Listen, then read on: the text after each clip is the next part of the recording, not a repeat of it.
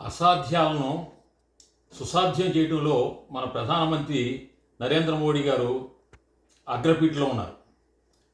ఈ మధ్యన కొన్ని వందల సంవత్సరాలుగా ప్రపంచవ్యాప్తంగా ఉన్నటువంటి హిందువులు ప్రధానంగా ఒక మానని గాయంగా ఉన్నటువంటి అయోధ్యలో రామమందిర నిర్మాణం చేయించి విగ్రహ ప్రతిష్ఠించి ఆయన వందల సంవత్సరాల యొక్క గాయాన్ని మాన్పాడు. చాలా అభినందనీయ కార్యక్రమం. తరువాత ఇక పద్మ పురస్కారాల విషయానికి వస్తే మారుమూల ఉన్నటువంటి టాలెంట్, ప్రతిభ ఎక్కడుంటే అక్కడ వారు వెతికి ఇస్తున్నటువంటి తీరు, వారు ప్రధానమంత్రికి ఇస్తున్న తీరు చాలా అభినందించదగినటువంటి విషయం.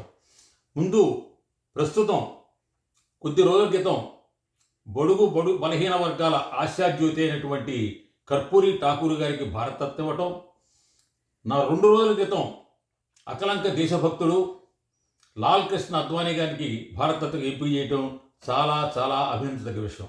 అయితే ఈ సందర్భంగా నేను వారిని హృదయపూర్వకంగా కోరేది ఏమిటంటే, దేశానికి దిశానిర్దేశం చేసి ఆర్థిక సంస్కరణ నెలకొల్పినటువంటి మాన్యులు పూర్వ ప్రధానమంత్రి పివి నరసింహారావు గారికి భారతరత్న ఇవ్వకపోవడం అనేటువంటిది పెద్ద లోటుగా ఉంది.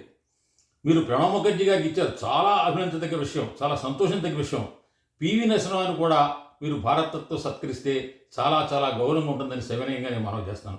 అంతేకాకుండా 3.5 దశాబ్దాల క్రితం తమిళనాడుకు చెందినటువంటి ప్రజానాయకుడు, ముఖ్యమంత్రి, మహానటుడైనటువంటి ఎంజి రామచంద్ర గారిని ఆనాడు భారతరత్న సత్కరించడం జరిగింది.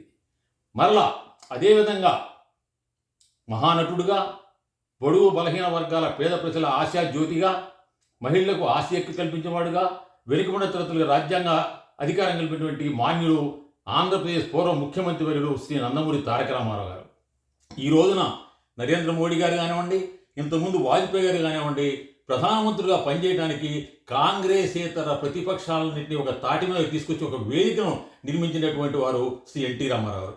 ఆ వేదిక మీద ఈ రోజున మీ ప్రభుత్వాలు నడుస్తున్నాయి. దయచేసి దాన్ని కూడా దృష్టిలో పెట్టుకుని మీరు ఆ లోటును కూడా తీర్చి మాన్యులు శ్రీ నందమూరి తారక రామారావు కూడా భారతరత్న ఇవ్వాల్సిందిగా నేను సవినయంగా కోరుతున్నాను. పివి నరసింహారావు గారికి, ఎన్టీ రామారావు కూడా భారతరత్న ఇచ్చి మీరు ఆ లోటును పూర్తి చేయగలగటం మీకే సాధ్యం, మీరే చేయగలరు.